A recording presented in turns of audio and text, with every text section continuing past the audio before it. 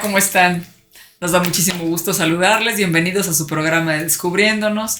¿Qué tal, Mauricio? Hola, Luz, ¿Cómo estás, José? ¿qué tal? Bueno, la semana pasada hablamos de qué es ser un narcisista y pues un poquito siguiendo ahí en la dinámica, aparentemente o por todo lo que se supone que mucha gente dice y esto que estábamos hablando, de esto que está siempre en los podcasts, en todo el medio, pues la pregunta sería cómo hacerle para librarnos de un narcisista. Por supuesto, desde la mirada que están teniendo los que consideran ese tema del narcisismo, porque estuvimos viendo algunas cosas. Entonces, ¿cómo te librarías de un narcisista? No voltees para acá, por favor. Eso es lo único que te pido. El tema de eso es que me parece, como veíamos, Lipovetsky y varios de los sociólogos, politólogos franceses, italianos, hablan de la sociedad del espectáculo. Sartori habla del homo videns, ¿no? De esta parte donde estamos atrapados a las imágenes, a todo ese tipo de cosas. Estamos en una sociedad de lo que se busca son likes, las redes sociales, donde todo el mundo opina sin tener la menor información de nada y donde cree que su opinión solamente por darla es legítima, aunque sea racista, ignorante, cualquier cosa, digamos, no es relevante, opina y tiene que ser escuchado.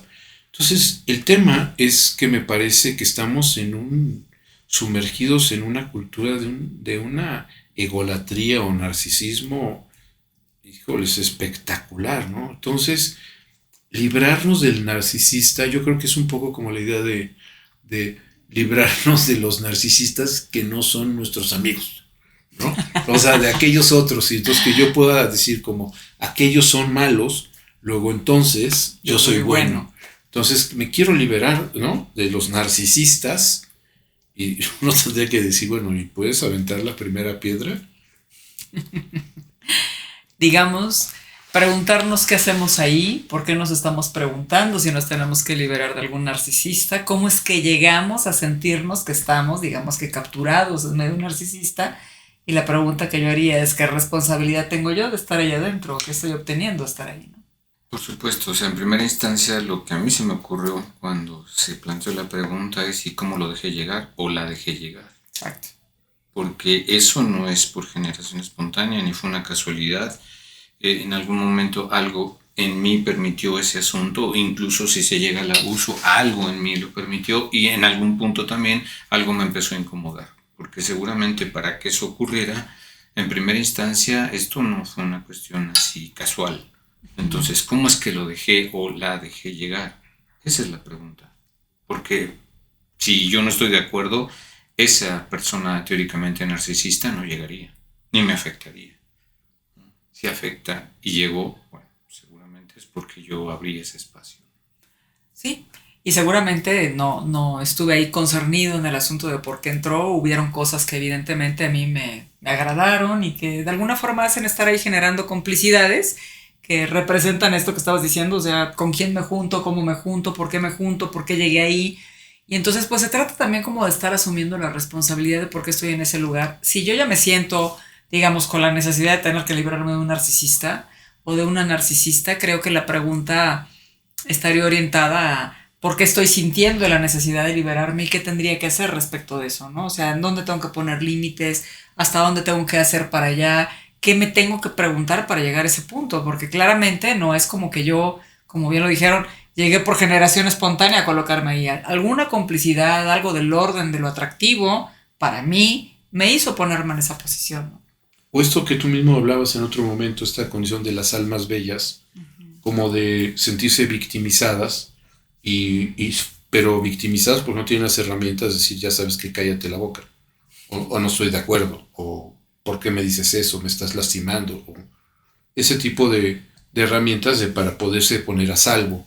Entonces, a veces estigmatizar al otro y decirle, pues es que es narcisista, y sí, es posible que lo sea, pero también la cuestión, ¿y tú qué haces para defenderte de una persona que se egolatra o que está en ese tipo de cosas?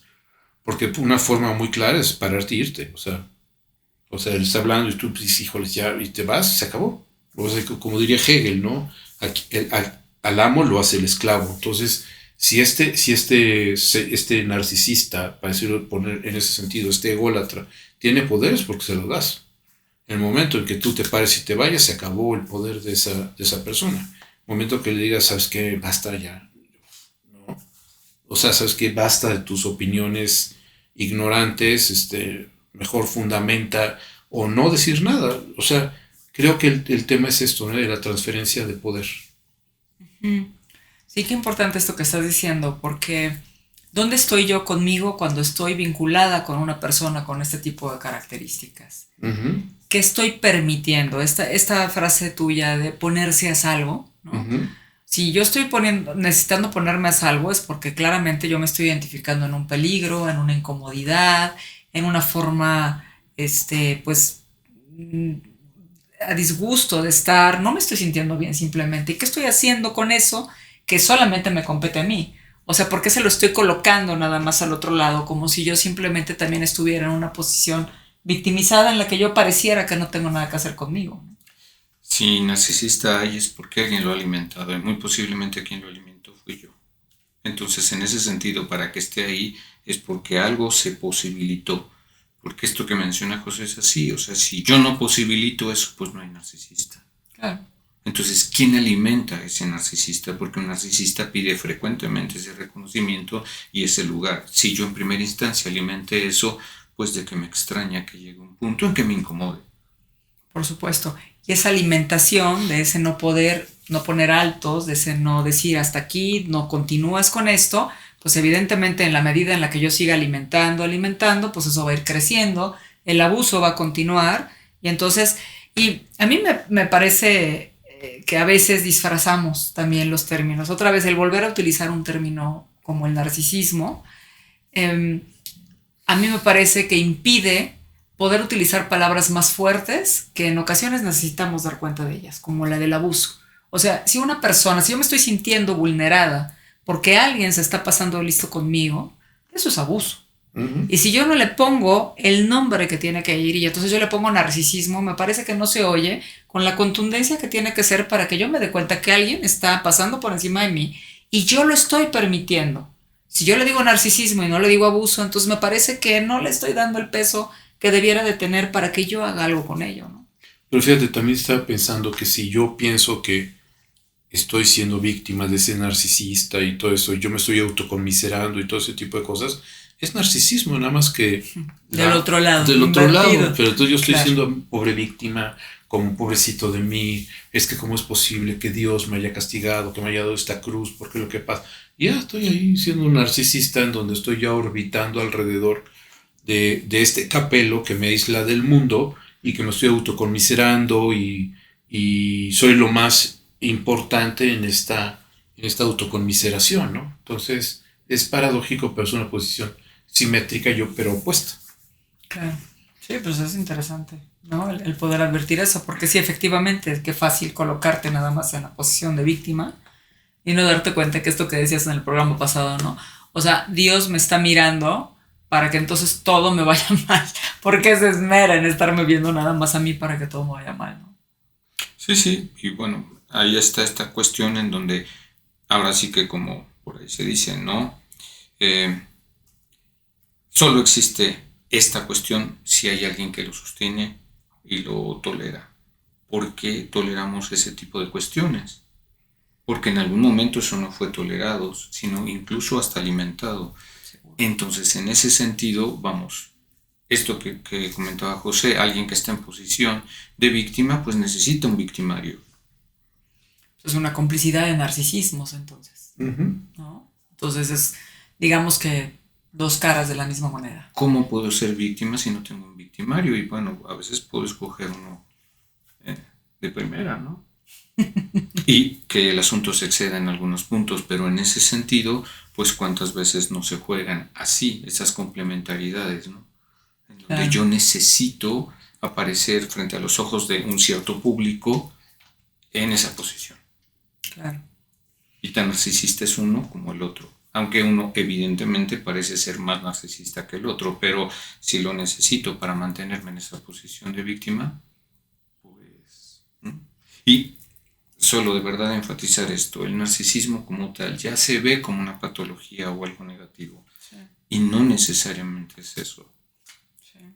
Sí, lo que estábamos comentando, ¿no? Que al final de la historia ya son de esas patologías de moda que todo el mundo ya trae ahí, que es muy fácil estar encontrando en todos lados diagnósticos y demás, y se pierden de vista estas cosas que no pueden no estar ahí. No es solamente una patología que nació de la nada, no es algo que solamente esté atacando a una sola vía, hay algo mucho más complejo ahí adentro y todos están involucrados mientras estén con un narcisista.